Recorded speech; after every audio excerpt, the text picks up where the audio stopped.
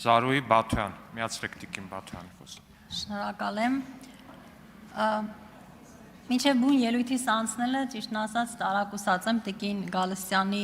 մտահոգությամբ, երբ ասում է, որ նախագծերը, որոնք որ մեզ ուղարկում են, սխալներով, վրիպակներով են այստեղ գալիս եւ այլն։ Տիկին Գալստյան, հետաքրքիր է այդ մարդիկ ինչ կրթություն են ստացել, ով այդ կրթության պատասխանատուն է ծրագրերի այդ ամբողջի։ Իմ կարծիքով, այստեղ գուցե մեծամասնությունը երևի, հա, մեր կրթական համակարգից ու բարեփոխումներից դեռևս չի օգտվել եւ որպես շահառու, եթե իհարկե չշարունակի կրթությունը, դժվար է օգտվի։ Հետևաբար, այն կրթությունը, այն արդյունքները, որոնք որ մենք այսօր ունենք, դրանք հասկանալի է, որ նախորդ ժամանակահատվածի կրթական համակարգի, կրթական ծրագրերի արդյունք են, որով վստահեցնում եմ, որ մենք էլ ենք մտահոգված։ Ես ամբողջությամբ կիսում եմ ձեր մտահոգությունները այսօր ունեցած մեր որակի հետ կապված։ Թե պետական համակարգում, թե մասնավոր, որովհետև որևէ մեկի համար գաղտնիք չէ, որ մենք այսօր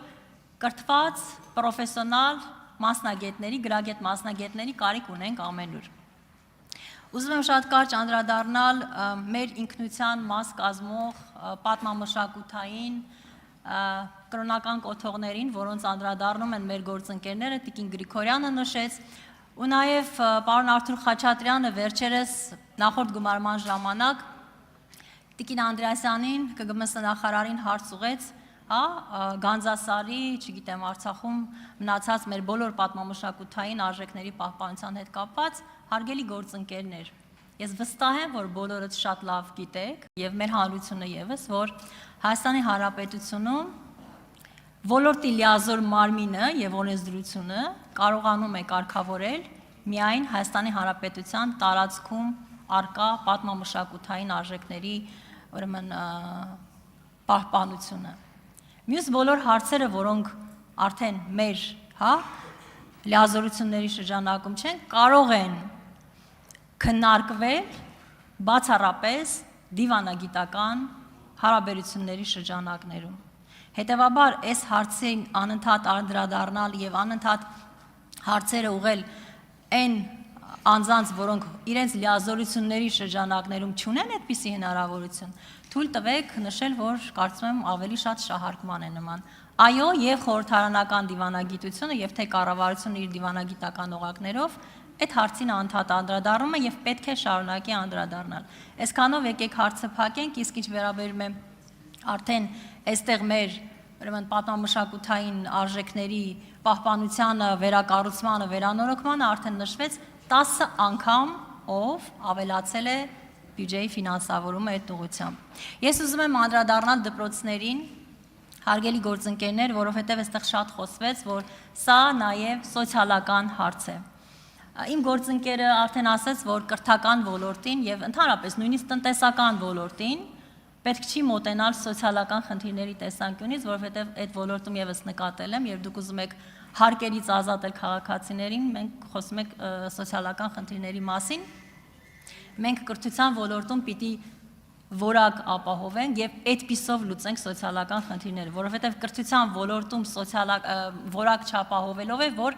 վերարտադրվում է աղքատությունը եւ առաջանում են նոր սոցիալական խնդիրներ։ Եվ ես որևէ խելամիտ հիմնավորում չլսեցի, թե ինչու պիտի արդեն դատարկված դպրոցի, գրեթե դատարկված դպրոցի աշակերտը չունենա այն հնարավորությունը, որը ունի ավելի բարեկարգ պայմաններով, որակով, ուսուցիչներով, լաբորատորիաներով հագեցած դպրոցի աշակերտը։ Հետևաբար մենք այստեղ պիտի խոսենք այո եւ հասանելիության մասին, եւ մատչելիության մասին, բայց ոչ երբեք որակի հաշվին։ Եվ այս ուղղություններով ես ուզում եմ հիշեցնել, որ կառավարությունը արդեն քայլեր է ձեռնարկել նախ ճանապարհները կառուցելու, երկրորդ տրանսպորտային միջոցներով ապահովելու, հետևաբար այստեղ մենք պիտի խոսենք հենց այս խնդիրների մասին։ Եթե կարծում եք, որ այստեղ ունենք բաց թողում, եկեք այդ խնդիրները բարձրաձայնեք, բայց ոչ այն հիմնավորմամբ, թե այստեղ մենք ունենք սոցիալական խնդիր, օրինակ, չգիտեմ, 1-2 աշխատող ուսուցիչ պիտի աշխատանքից ազատվեն եւ այլն։ Այս ուսուցիչները եւս կարծում եմ, որ պիտի տեղափոխվեն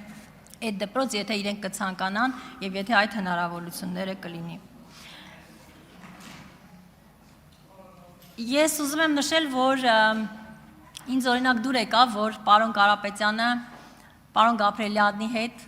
մտավ բովանդակային քննարկման մեջ, երբ խոսում ենք կրթության որակի, մասնագիտական խնդիրների, աշխատաշուկա, կրթություն այս անջրպետի մասին, եւ սա է կարծում եմ, որ այս հանձնաժողովի նաեւ առաքելությունը, որովհետեւ նախորդ գումարման ժամանակ հարգելի գործընկերների հատկապես նոր падգամավորներին եմ ես դիմում, մենք շատ լուրջ խնդիրներ ունեինք ապատեղեկատվության, կեղծ լուրեր տարածելու հետ կապված, որտեղ մենք, չգիտեմ, որտեղից խոսում են, որ չգիտեմ, ինչ առարկաներ ենք դուրս հանել դասագրքերից, ինչ որ տարբեր կազմակերպչական խնդիրներ են առաջացել դպրոցներում, դասագրքերում Ադրբեջանի դրոշներն են հայտնվել, հայկական քարտեզներն են փոխվել եւ այսինքն աներևակայելի ստի ու կեղծիքի մեծ հոսք կար,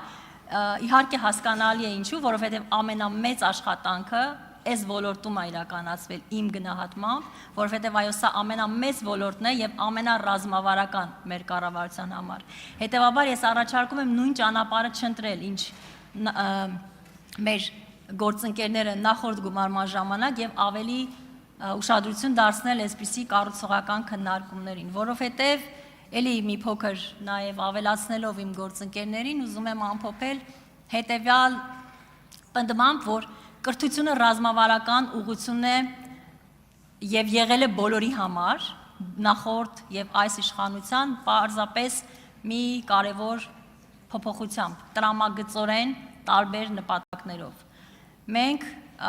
մինչ այս կրթության որակի բացակայությունը, դրա կառավարելիությունը կարևորել ենք այնքանով, որ քաղաքացիները ավելի շատ կախված լինեն երկրորդ, երրորդ անձից, բարերարներից, կառավարությունից, համայնքի ղեկավարներից, Գաբրելյանը, ում թեկնածությունը այսօր քննարկում ենք, իմ գնահատմամբ ամենաբաց, ամենագործընկերային նախագահն է եղել այս հանձնաժողովում նախորդ տարիների ընթացքում եւ միշտ պատրաստ է եղել քննարկել բոլոր խնդիրները եւ բաց է եղել դրանք թե անձամբ բարձրաձայնելու եւ դրանց քննարկումները նախաձեռնելու համար, հետեւաբար ես ողջունում եմ նրա թեկնածությունը, աջակցում եմ նրան եւ մեր ընդդիմադիր գործընկերներին եւս կոչ եմ անում օգտվել այդ հնարավորությունից եւ ոչ միայն քվեարկել նրա օգտին, այլ նաեւ հետագայում ակտիվորեն աշխատել նրա հետ։ Շնորհակալ եմ։